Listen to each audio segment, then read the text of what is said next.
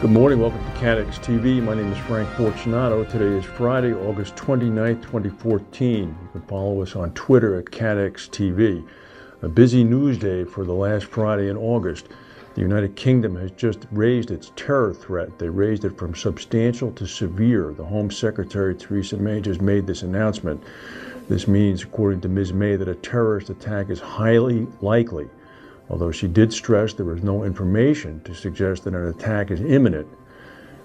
We don't know exactly what's going on, but perhaps more news will be revealed during this broadcast. If so, we'll come back and tell you. The United States has not made any moves yet on its terror level. Meanwhile, Icelandic authorities are saying that the Bardarbungar volcano has in fact now experienced an eruption. They have not yet detected any volcanic ash, but they have raised their aviation alert code up to red. This is the highest level.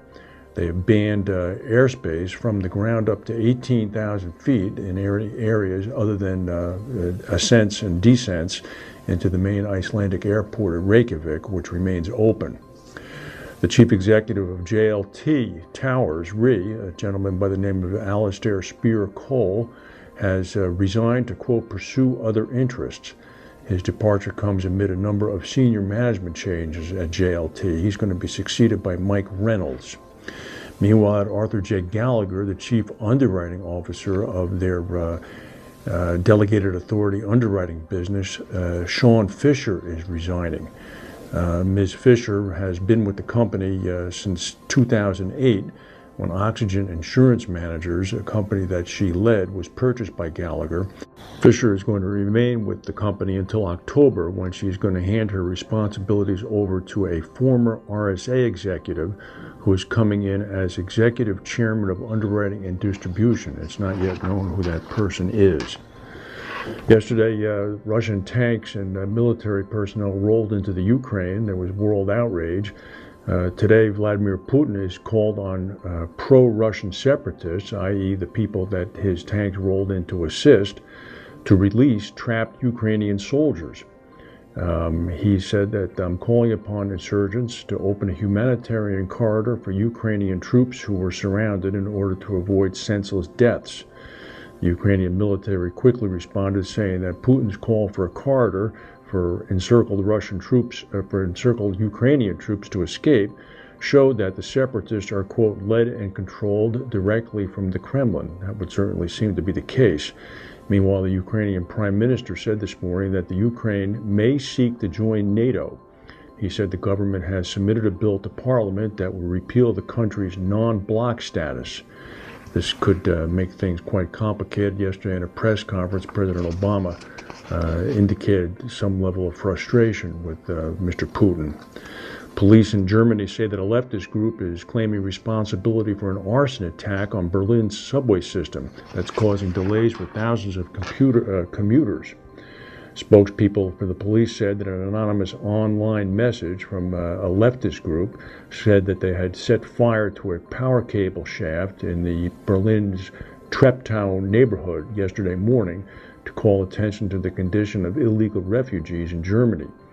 The National Railway System, which operates the Berlin commuter system, said that repair works are going to last until Sunday. In the meantime, hundreds of thousands of commuters are being forced to use buses. Speaking of buses, there was a very severe bus crash in British Columbia yesterday near the town of Merritt on the Coquihalla Highway. Dozens of passengers ended up in the hospital. 6 of them are in quite critical condition. Royal Canadian Mounted Police, fire, and ambulance responded. The 2 hospitals that were responding to the scene were put on orange alert, meaning a disaster or mass casualty incident. 6 helicopters and 19 ambulances were dispatched. Just this morning at 6:30 a.m. Central Time at O'Hare Airport in Chicago, 12 people were injured, 4 quite seriously, when a shuttle bus slammed into a median divider. Loyola University Medical Center is accepting patients. 14 ambulances were sent to the scene. If you look at the pictures on the internet, it looks like a war zone. A strong earthquake shook southern Greece this morning. It was felt as far away as Athens. It measured 5.7 in magnitude. It struck about 80 miles south of Greece. No tsunami warning was issued. And the chief executive officer of AIG, Robert Benmosche, who is stepping down on September 1st as CEO, he's going to be succeeded by, what is this gentleman's name?